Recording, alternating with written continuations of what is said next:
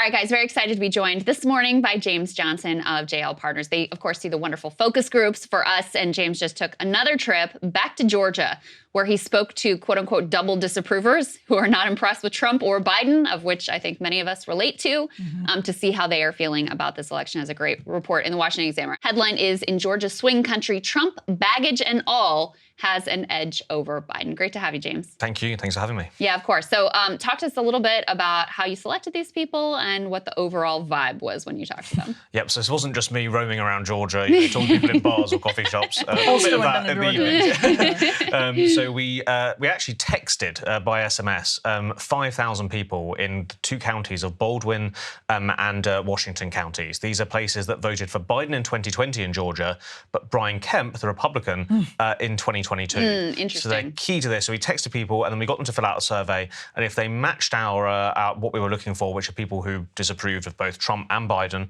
and are now undecided or a bit on the fence about how they might vote next time, then we selected them. So we spoke to about a dozen people. Suburban, exurban? Yeah, so it's interesting. So it's about 90 minutes drive southeast out of Atlanta. Okay. Baldwin County has Milledgeville in the middle. It actually used to be the old capital of the Confederacy in Georgia, the Confederate Georgia for a while. It's a university town, but it feels like a suburb, despite being in the middle of rural Georgia. So that's an interesting dynamic. And then down the road in Washington County, a lot more rural, not many towns or conurbations at all. It's interesting because there's nothing that makes these counties particularly more volatile in terms of voters' minds. These people aren't more swingy in terms of their votes. It's because they're quite divided. So they're about 50-50 black and white in terms of ethnic mix. And there's also a mix on education and other political views as well. So it sounds actually almost like what you're finding confirms what the New York Times Siena poll found recently, especially among perhaps black voters, that people who are undecided, Biden might be losing support among them. Tell us a little bit about what some of those fault lines are with the double disapprovers that may have them swinging towards Trump when in 2020 they swung towards Biden. Yeah, absolutely. So I think that's the big dynamic happening in Georgia. Non-white voters are going off of Biden. I spoke to a man called Gabriel, a mixed race man. He lives in Tinnell in Georgia. It's this little railway town, literally at the end of the line. It's right on Sherman's March to the Sea, so they're tearing up, railway lines, etc. He's still sort of very sort of alive to lots of racial tensions today. And Gabriel, that he spoke to me and he sat me down in a coffee shop and he said, African Americans are waking up. They're moving away from Biden and the Democrats, and they're becoming more open to Trump. And his main reason was that they were sort of recoiling to some of the more left-wing parts of the Democrat agenda. He spoke about transgender issues. He spoke about the sort of what he saw as the political persecution of Trump. He also spoke about seeming that Democrats were swapping African American voters for white women. Was how he described it. So he got this feeling that there was a gap between them, and that was echoed a lot across my journey. Through these swing counties. And then the people who were in the state who were more pro-Democrat and African-American, there wasn't that enthusiasm there. There's almost this sort of, irony, really, in that people feel more relaxed by politics over the last few years. There's less drama compared to the Trump years. One woman I spoke to even said she went on to Wellbutrin because of the Trump presidency. She was so stressed out every day. They say that they're not like that anymore, and actually that's had a sort of ironic effect because it meant that they're actually more disengaged now. And people spoke to me about how black people in Georgia didn't come out for Stacey Abrams even in 2022, and they doubt whether they'll come out for Biden again. So I think that's a huge dynamic happening here with the non-white vote. Tell me about this gentleman, Nicholas, who voted for Biden in 2020 and says that if Trump is the nominee, he's going to go Biden again. But if Republicans pick DeSantis or potentially someone else, then he's going to vote Republican. Yeah, so his big problem with Trump was January 6th. And the Capitol, the sort of events around the Capitol on that day, that had, in his view, made Trump sort of disqualified for the presidency. But he's still a Republican. He still sort of, wants Republican and conservative ideas in government. So he really likes DeSantis, for example. And this was a thing that we heard again and again and again, actually. People sort of saying, that they really didn't want one of Biden or Trump, and a strong sense that if there was another alternative to them, then Biden or Trump would lose very badly. And I think we saw that in the NBC poll yesterday. You know, generic Democrat beats Trump, a generic Republican beats Biden. So Nicholas was one of those examples of quite a clued up. He was a college graduate. He was in Milledgeville, quite a clued up person on politics. But for him, Trump was not a viable option.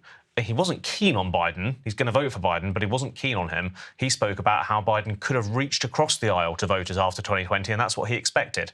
He spoke about Biden saying he was going to be a president for all America rather than just Democrats, and he felt that Biden hadn't done that, but he was going to hold his nose and vote for him anyway.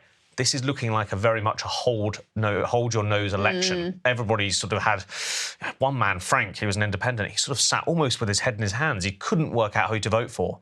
So it's not a happy election for sure. Did any of these double disapprovers who are not excited about this election, did any of them mention maybe I'll vote third party or I'm giving a third party candidate a look? Yeah, so that Frank, the man I just mentioned, he was sort of in a dictionary definition of an independent. He had sort of big sage beard. He was sat back on his sofa, and he was sort of, he'd voted for Ross Perot in the 90s. He'd voted for write-in since.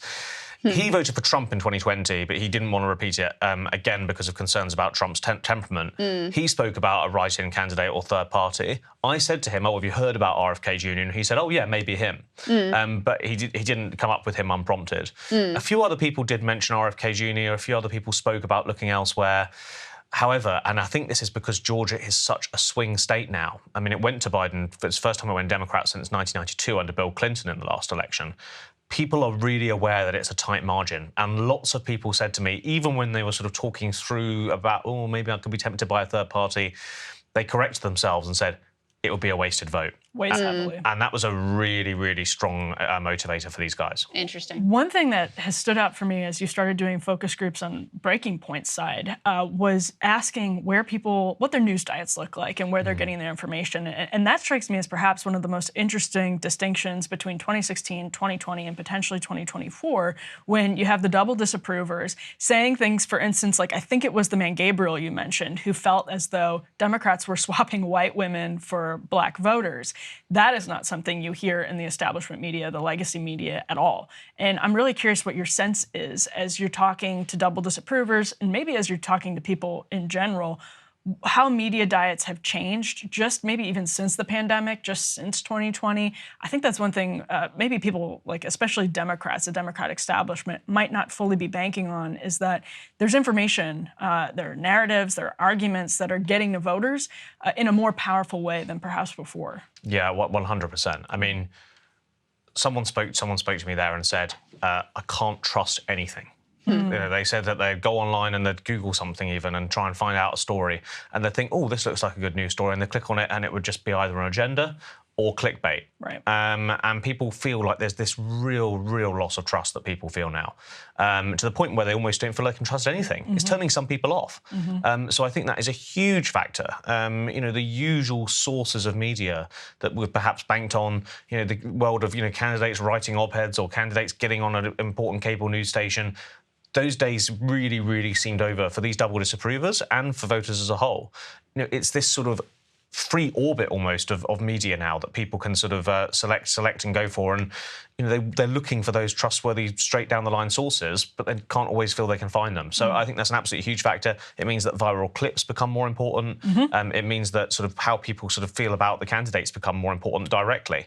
I think it's also an opportunity for politicians. They're able to speak more directly to the electorate than they ever have been. That obviously brings dangers if you're Biden and you potentially fall over. It also brings opportunities if you're Trump and you can get your message directly to them. James, what the Democrats are really banking on is two things. Number one, you brought up Trump, January 6th, threat to democracy. Like basically this guy and his party are just too extremist, too unhinged. The other one, which ties into that argument, is abortion. And we have seen, even though frankly I was skeptical that this would be sufficient, we've seen now in midterms, we saw in the 2023, you know, the off-term elections that we just had, that has been very compelling for voters. And the pro-choice position has won in every single ballot initiative that it's been put on. It seems to be very motivating for a Democratic base and a lot of independents too, who may otherwise have been kind of thrown up their hands, stayed home, not been too excited about this election.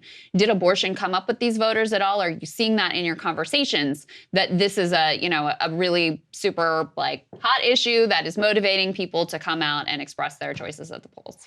So I didn't see too much of it in Georgia amongst these double disapprovers, and I think one of the reasons for that is not necessarily because their views on it differ, but because the presidential race is a different range of issues. And I think that's the caveat I make about reading too much into 2022 or the 2023 elections, is that they happened off cycle and the choice of who's in the White House wasn't on the ballot. And I think that changes the issues agenda. That's not to say it won't be important. So, for example, Arizona might have abortion on the ballot next year. That's probably going to have a bit of an impact in getting Democrat voters out. So I think it does have a potential turnout impact.